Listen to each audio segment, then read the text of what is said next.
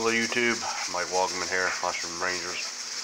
Today's Tuesday, so it's the second day of my week. Sunday was for maintenance. Yesterday was for hydrating the grain. Tuesday is for pressure cooking it.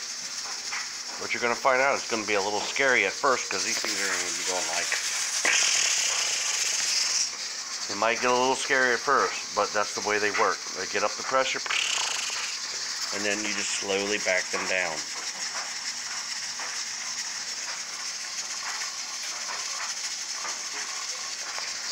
So for the next course of like 2 to 3 minutes, these rockers will start to slow down. They'll start to go.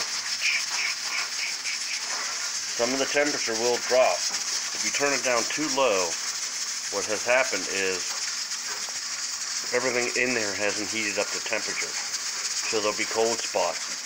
So then everything has to heat back up, which will throw your time off. So once it gets to 15 psi and it's rocking really hard, that's when you set your timer. And then you come in 5 minutes later, turn it down a few notches, and then the rocker starts to slowly simmer down. And then the temperature, or the psi will drop to about 13, which is where you want it, because you can't keep it at 15 because then your water will boil dry. Same with this one. This is a weight at 15 psi. These weights are the same. The only difference is this one has a pressure gauge and this one doesn't. So if I would take, like, it comes in pieces. If I took one of these pieces off, it will drop down to 10 psi. And if I took the last piece off, it would be at 5 psi. So you want to do 15 psi or as close as you can get. So every 5 minutes, you'll back it down. I'll back it down to almost around 2.5. That way, this thing will just sit there and go.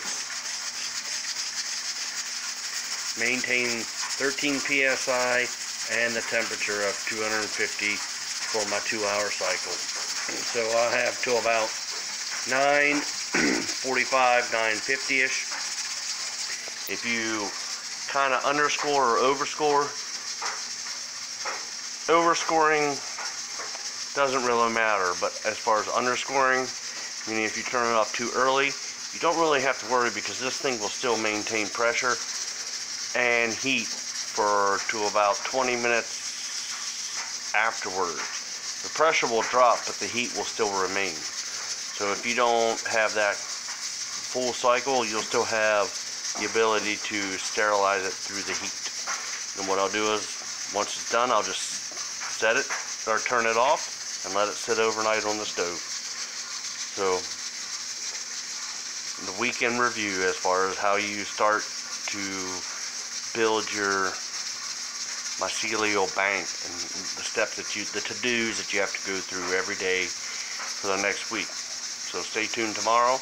Tomorrow will be inoculation day. So that's what happens after you soak it, pressure cook it, and then inoculate it.